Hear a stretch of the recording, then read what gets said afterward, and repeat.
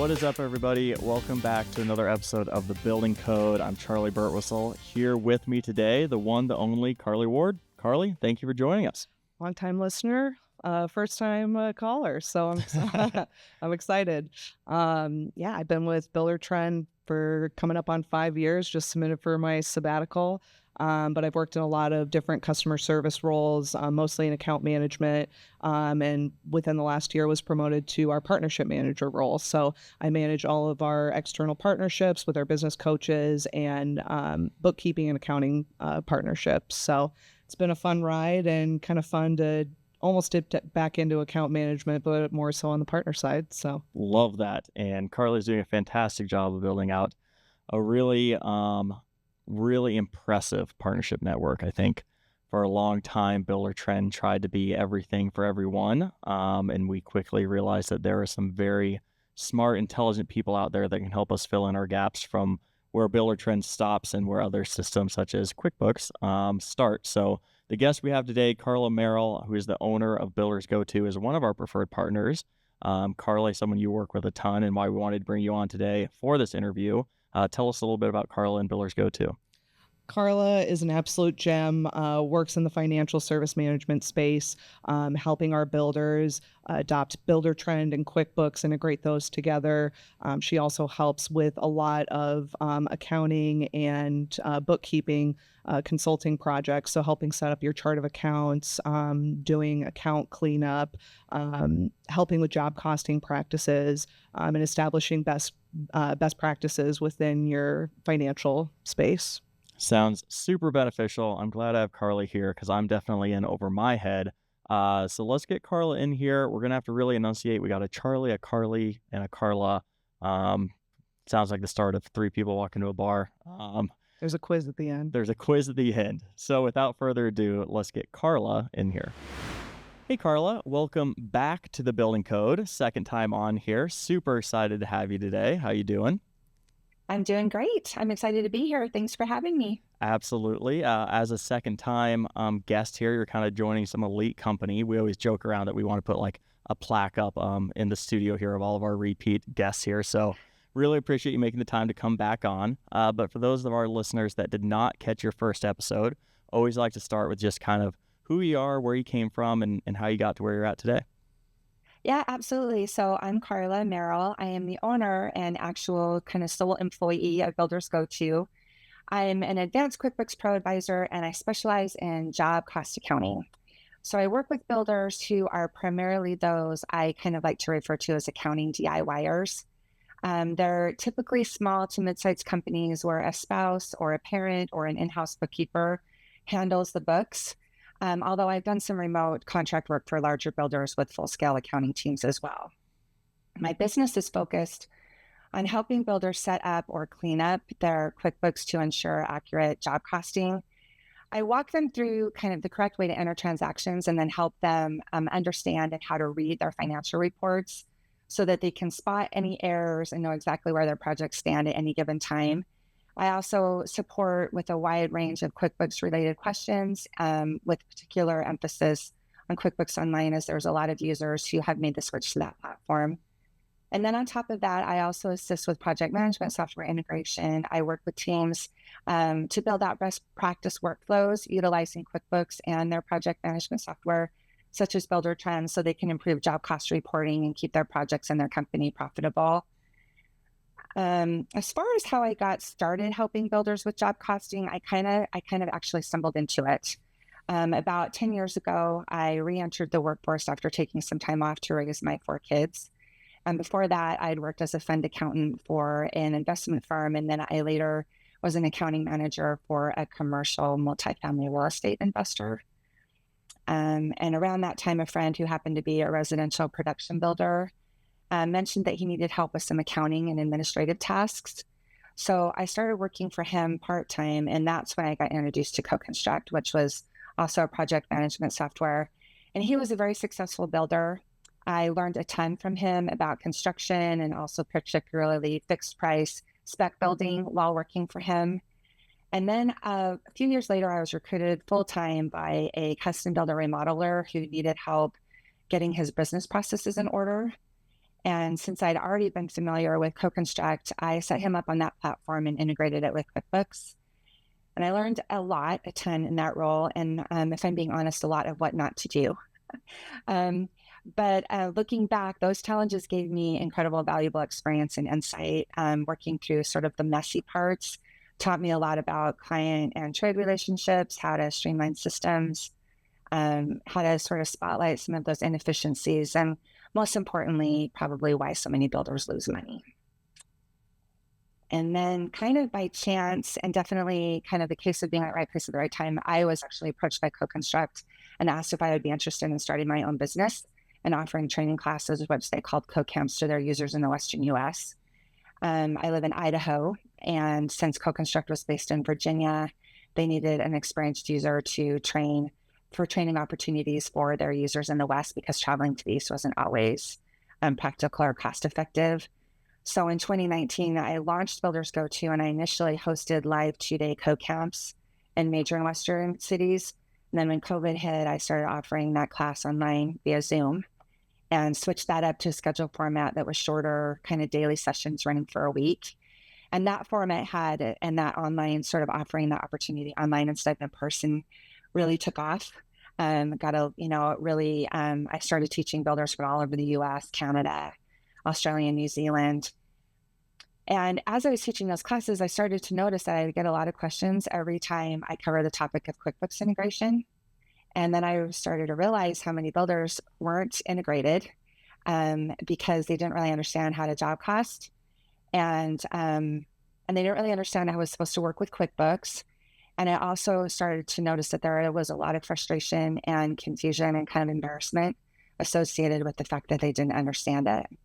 And I really related to that because it took me back to sitting in that office when I was working for that custom builder and looking at these massive Excel spreadsheets full of these schedule of values and trying to line that up with what, the bank draw sheets looked like, and then also how that transferred into QuickBooks, and then also synced over to the budget page in CoConstruct. And at that time, even though I had a lot of experience in accounting, job costing was totally different, especially when it came to setting up QuickBooks and how those transactions got entered. And I felt really confused and frustrated, and also, kind of embarrassed that I was having a really hard time figuring it out. And ironically, when I was working there, I did end up hiring a QuickBooks Pro advisor to come into the office and to help me. I'm hoping that she could kind of clear some things up, but the truth was she couldn't. I mean, she understood the basics of accounting and she knew QuickBooks really well, but she had no experience with job costing, and she had never heard of CoConstruct. So she really, unfortunately, really couldn't help me at all. And that sort of lit a fire under me to figure it out and really kind of have a better understanding of it. So eventually, as I was teaching these classes, because of all of these questions, I started teaching like these little mini co-camps. But I found that the one-on-one training was what builders really needed. And it kind of allowed me to provide more personalized, targeted help. So that's where my business is now focused, where I still offer those services online via Zoom. And that allows clients to spread the training out over time, which kind of eliminates sort of that overwhelm when you're going over a lot of financial information. Just little bits of stuff is kind of helpful because it gets kind of stressful and overwhelming. So we kind of, spread it out and record those sessions so you can kind of rewatch them and try to get that understanding. What I really love most about what I do is opportunity has given me to kind of be that resource for people that I had at one point been looking for. And I had been in their shoes, and I felt that same confusion and that frustration and really that embarrassment. So I really get where they're coming from. And it's really helped me to connect to and relate to my clients, which has been super rewarding. Well, we're really lucky to have you. Carla came under our wing with Buildertrend back at the beginning of the year, and she's worked with tons of CoConstruct clients as well as Buildertrend clients as well. But I'm curious, Carla, over all of your time and experience, what patterns have you noticed when it comes to financial health in construction businesses? Yeah, I mean, so from what I've seen, and even in the work experience I have, is that construction businesses are often really super strong when it comes to managing on-site operations. They've got systems in place and they have really great oversight to keep projects running smoothly when it's on site, but the same structure and attention to detail often doesn't carry over to the financial side of the business.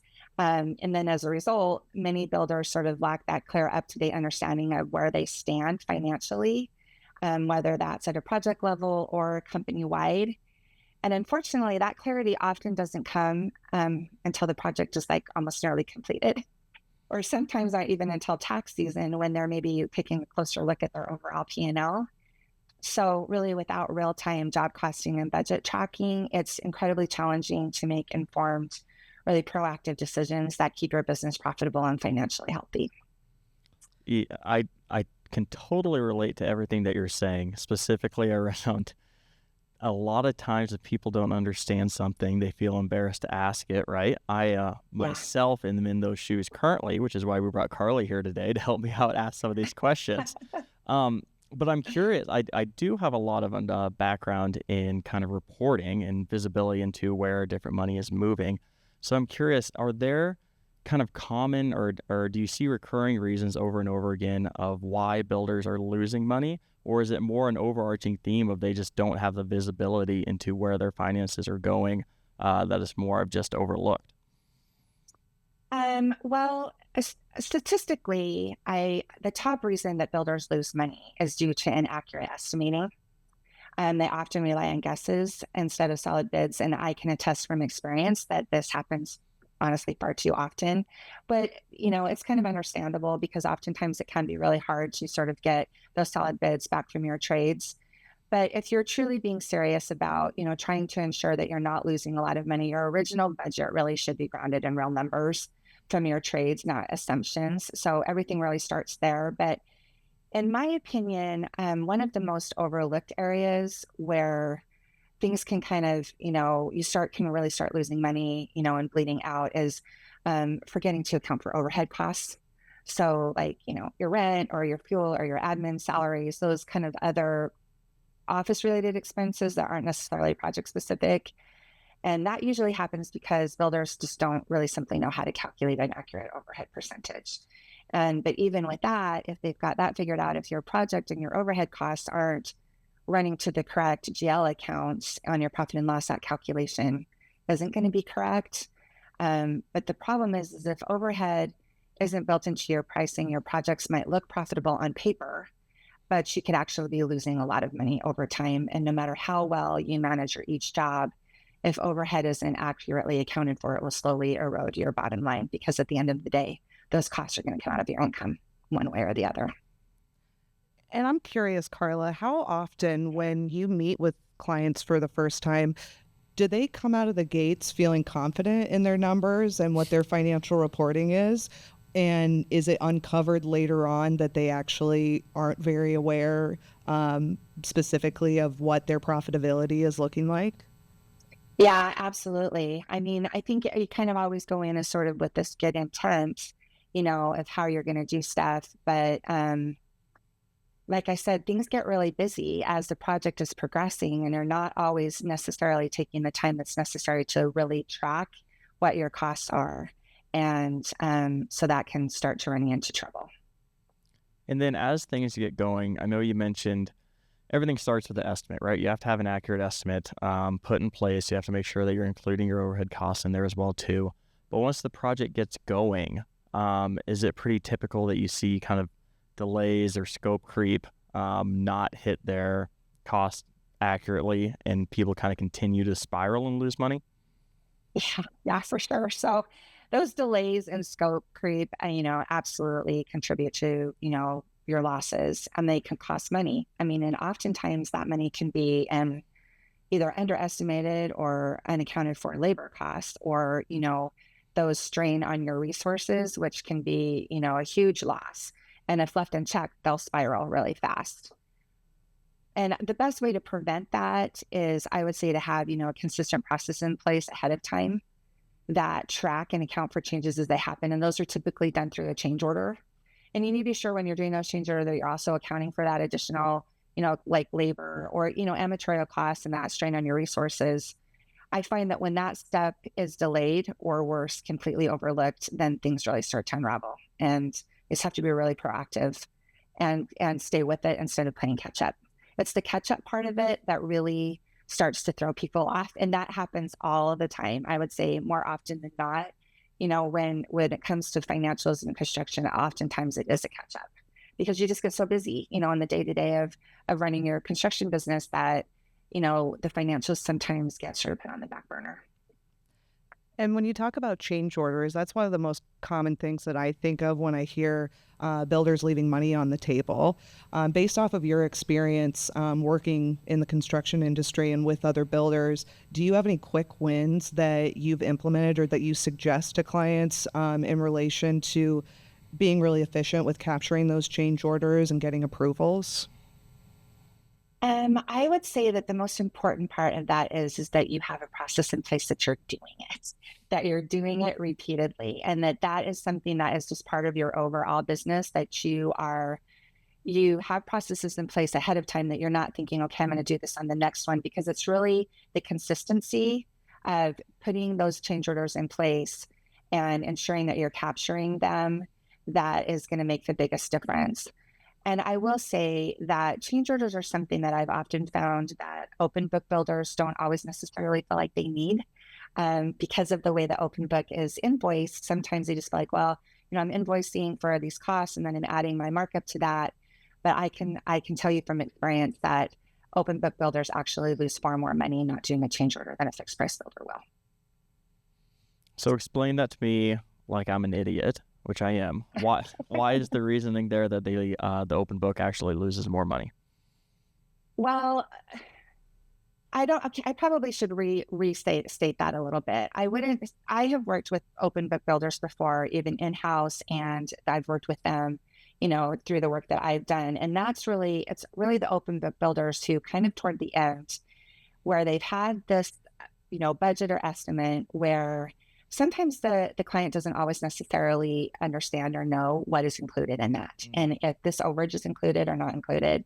And if a change order doesn't happen, one, that sort of erodes client relationships with people because, at the end of the day, they may end up paying for it. But if you're, going through a bank loan or something like that, the funds oftentimes may not be there.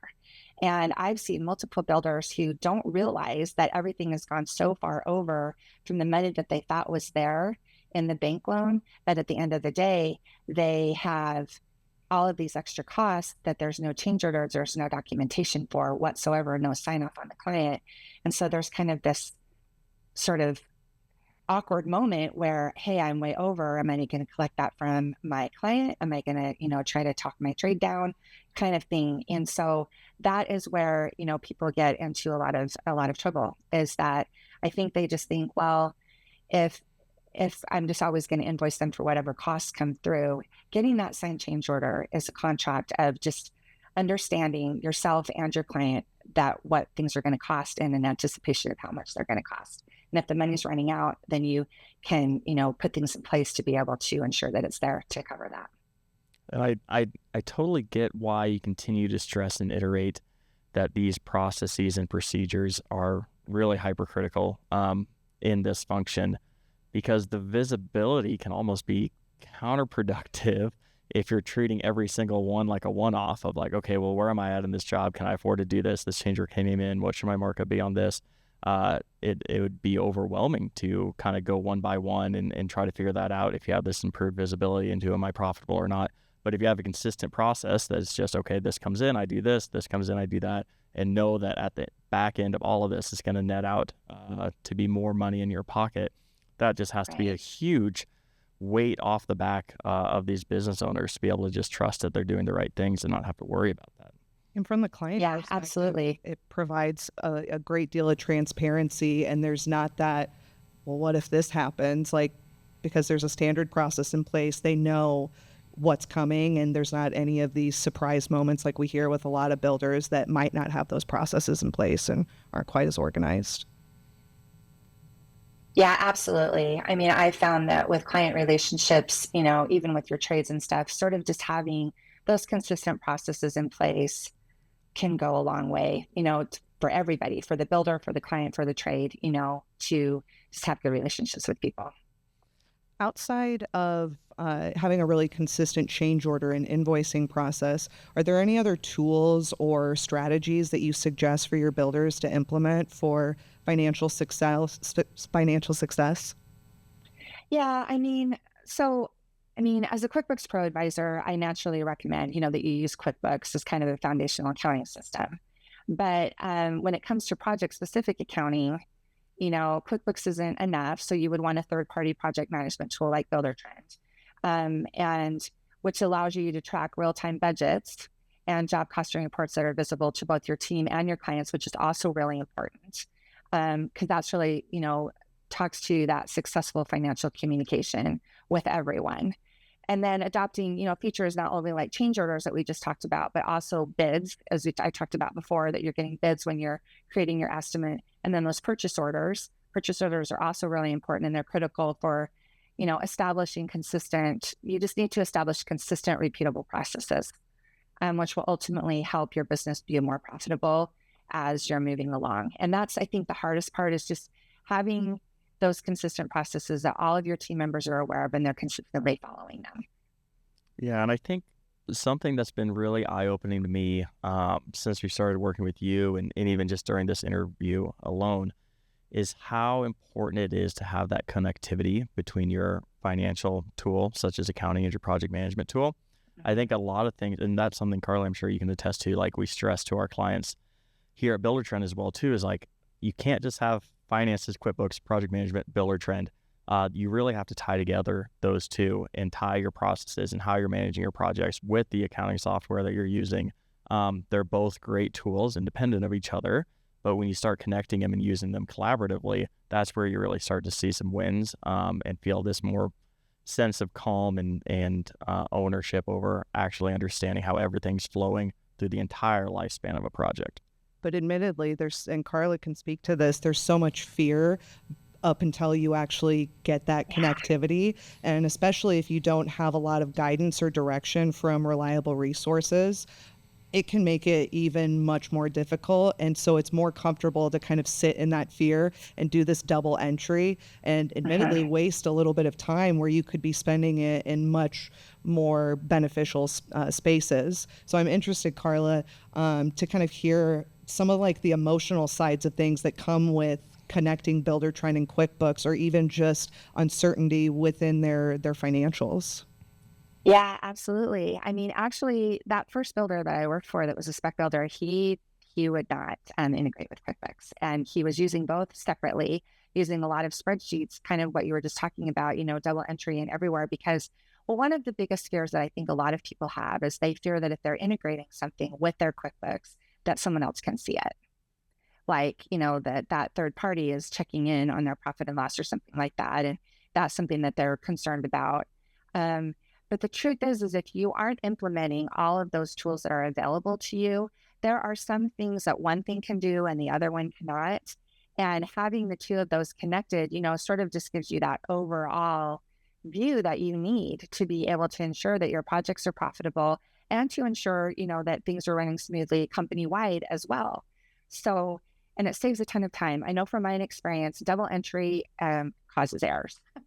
It just does. You're not always going to have everything exactly right. And so just sort of having that single entry workflow, and that's something that I work with a lot of people on, is what's the best workflow, for your company, of how you're entering your transactions, where they're going to populate, and what's going to be easiest and best for your company for entering those and being able to get that reporting that you need to determine how things are going. And sort of that process too, of how often should you be checking, who should be checking, what should you be looking at what point, type of thing. And then when to tell if you need a change order so that it's not, coming at the end of, the project. And that's something that those project management software like Buildertrend can help you with, where it's giving you real-time sort of information as you're running along, as long as you're using those tools to help you to be able to make quicker, better financial decisions to ensure that they're profitable at the end.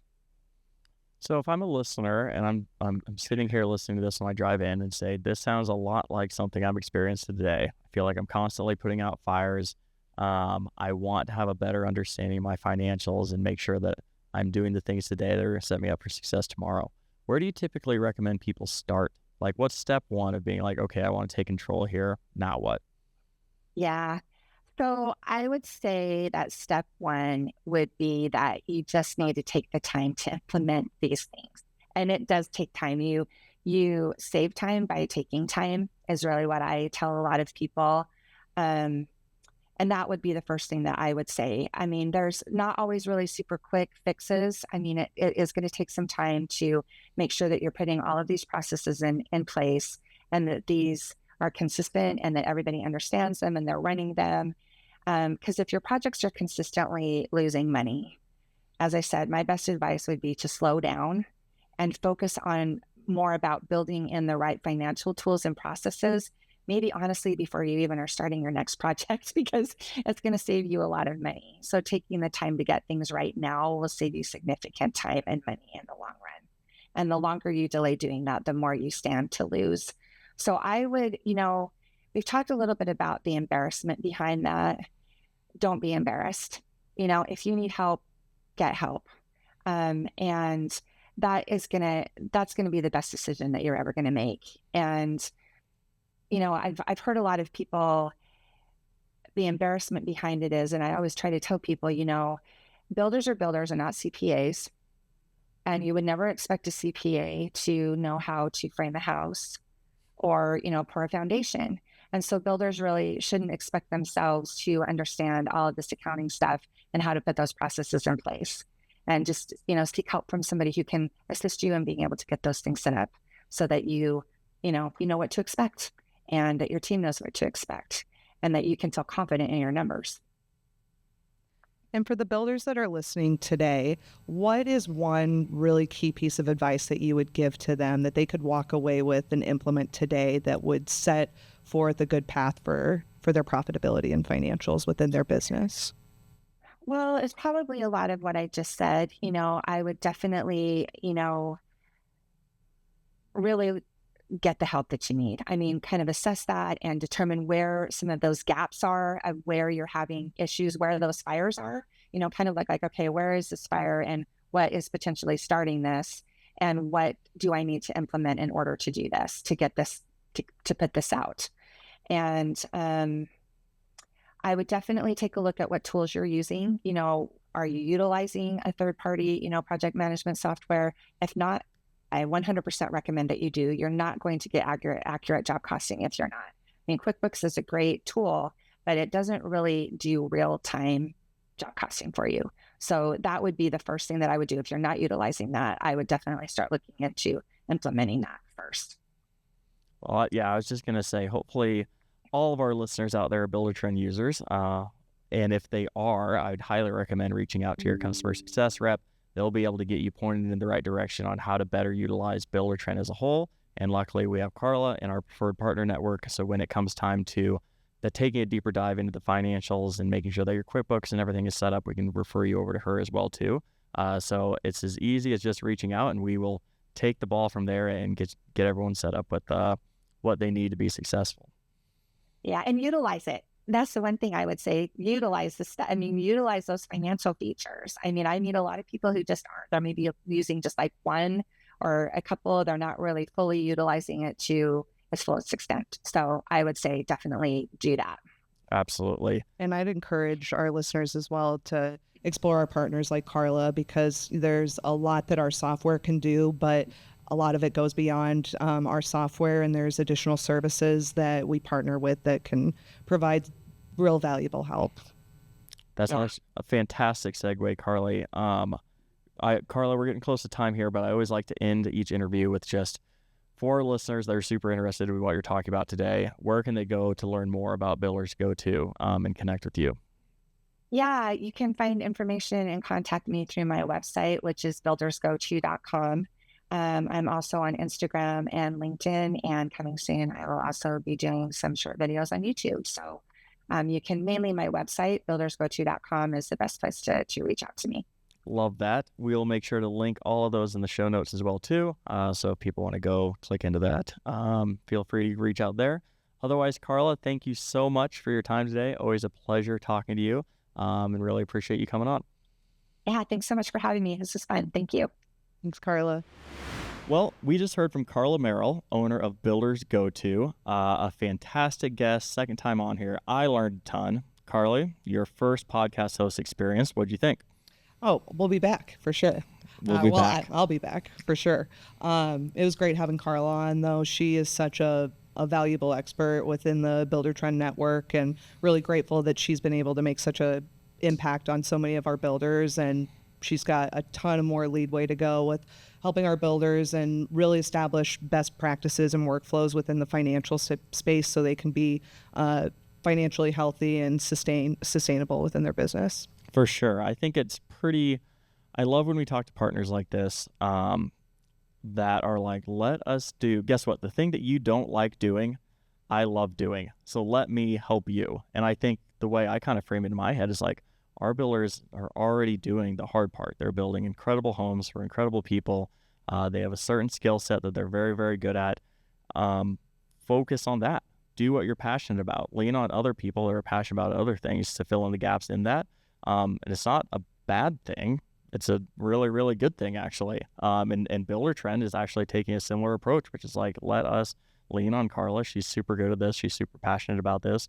Let us get her as many different people as we can to help optimize their business, and we can all get better together. Absolutely. And I think one of the unique things about Carla, aside from just her industry expert knowledge, she also has the background to back it up, working with builders and knowing the day-to-day pains and struggles that a lot of our builders go through. And what makes her really unique is she has this incredible bedside manner and is almost like a financial therapist in a lot of ways, aside from just helping you with your bookkeeping and accounting and kind of getting you off on the right financial track. I love that. Well, like I said in the interview, if you are interested in learning more, feel free to reach out to your Builder Trend account rep, and they can definitely put you in contact, or feel free to connect with Carla directly at buildersgoto.com, which we will have linked in the show notes. Otherwise, I think that about does it for us. As always, let's make sure to like, review, subscribe. We'll see you next time. I'm Charlie Birtwistle. Carly Ward. Peace.